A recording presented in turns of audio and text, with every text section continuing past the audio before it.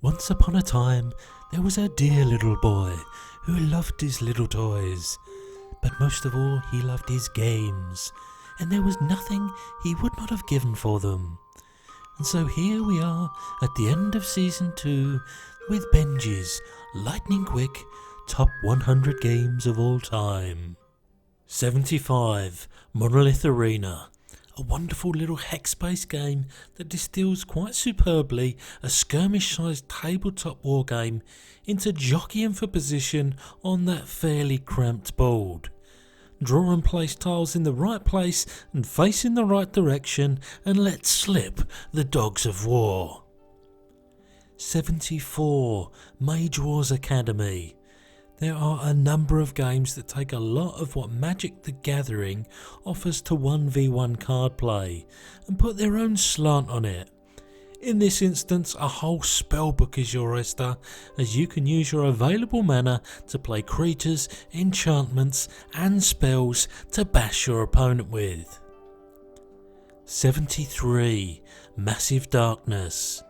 There's so much to like about this zombie-side meets dungeon crawler caper, and the dice chucking and character progression are at the top of the list.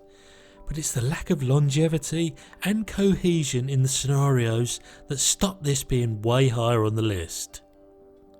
72, Cryptid. Whilst me and social deduction are like oil and cheese, me and deduction are just fine. Everyone round the table has one part of the clue as to the whereabouts of the mythical cryptid. Ask questions and make educated guesses until you find the little fella first. 71, Saint Marlow. A roll and write very much ahead of the curve. Marking out the most synergistic locations in a square grid is the name of the game. And fortifying your walls against inevitable pirate attacks is the name of the same game. Damn it, it's good, trust me. 70, Jamaica. Whilst this isn't a typical racing game, nope, you've got combat and resource management to keep you occupied as well. But it's the selection of two movement actions, some forwards, some backwards, that lend a great deal of synergy between luck and strategy. 69, Valeria, Card Kingdoms. This tableau builder with a twist borrows from Machikoro, in that you're rolling 2d6 and gaining resources from each of your townsfolk that match the numbers shown on the dice. It's that element of deck building that results in your ability to gain points by slaying foes and growing your empire. 68, Sushi Go Party. If you want to introduce card drafting from your hand to another human being, you load up Sushi Go and have at it. Pick the best complement of raw fisheries over the course of 3 courses and leave room for dessert to make the best of this peach of a set collection game. 67, Architects of the West Kingdom. The commencement of the West Kingdom trilogy introduced the hook of the more you place a worker somewhere, the more you get back. But alas, the take that prisoner mechanic ensures that your opponents can't just run away with their game plan.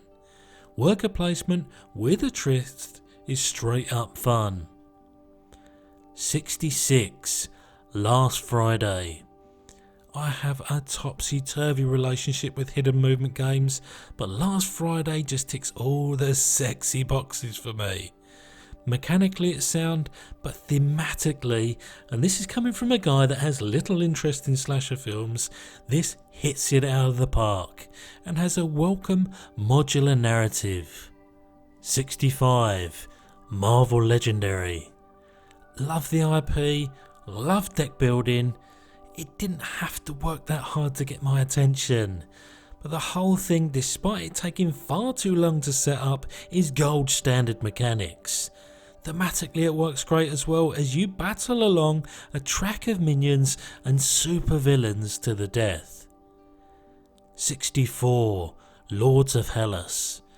you can really say that Awakened Realms games are shy of intertwining mechanics and beautiful minis, and this is no exception.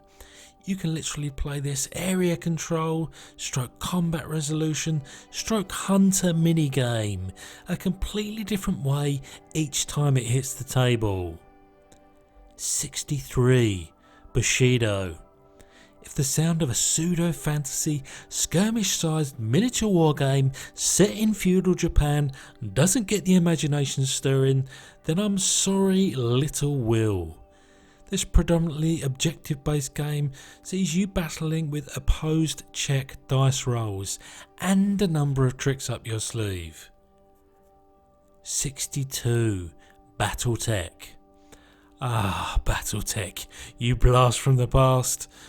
All I have as of 2021 is this Ickle beginner box, which is nothing more than a demo of the game. But I know what's behind the curtain, ladies and gents. The majestic nature of these combat walkers is so well presented in this tiny epic dice rolling game. 61. Gizmos. Who doesn't like a good chain reaction? Well, Gizmos is the engine builder that can fulfill your wildest dreams, as you come up with all sorts of synergistic means to gain and exchange more and more resources, gobbling up points, hogging contraptions, all the way to the winner's circle. 60. Codex, card time strategy. If ever a card game needed someone to sing their song, it's Codex. An out-of-the-box combination of faction decks supplement a mix of traditional spell slinging and creature combat with base building. And it's this element that brings something new and exciting to an otherwise fairly stale genre. 59. Dice Throne. What would happen if you blended the set collection elements of poker with dice rolling and 1v1 combat? Well, Dice Throne is what, and Dice Throne is good. The production, as you can see, is delish, and the push your luck with re-rolling dice is sure to keep you on the edge of your seat. 58. Thunderstone Quest. I love the Thunderstone series. Its predecessor was my first and favourite deck builder, and this current iteration did more than enough to make me a happy camper. If you want to take your deck out for a spin in a dungeon and slay some big nasties, then you'll get your fix here, no problem. 57. Blood Rage. This area control game with exemplary card drafting and combat resolution is one of the few games that everyone seems to enjoy. Maybe it's the theme, maybe it's that it has some complexity but doesn't needle whack your brain. Either way, I like it, most other people do too. 56.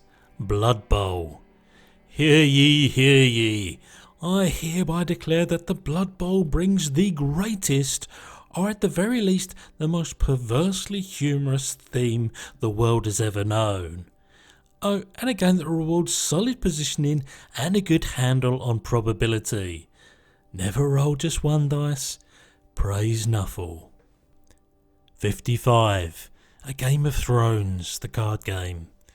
Ignoring the fact of whether you like the IP or not, what sets this living card game apart is the 3 different ways to resolve conflict. Be it via military, intrigue or power. You always have to be careful not to overcommit.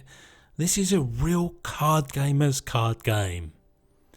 54. The Castles of Burgundy, the dice game. 1 year on from last year's list and I still haven't played Big Daddy Burgundy.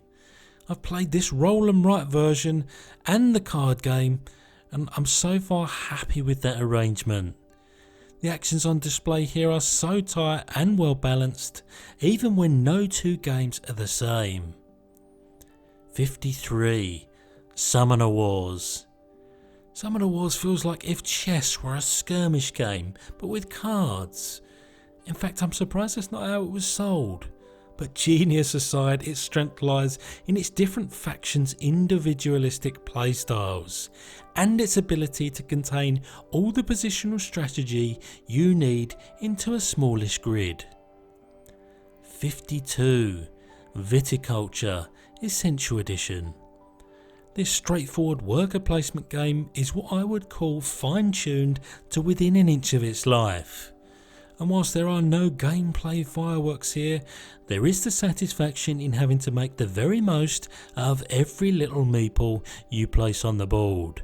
A min-maxer's dream. 51. Wingspan.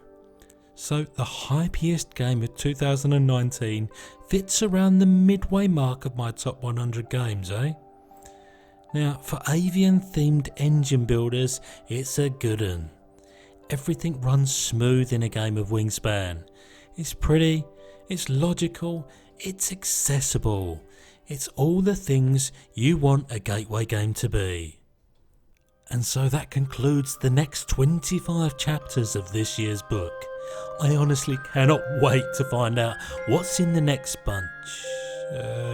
Yes. However, that's it from me and the other me, and we'll see you next time.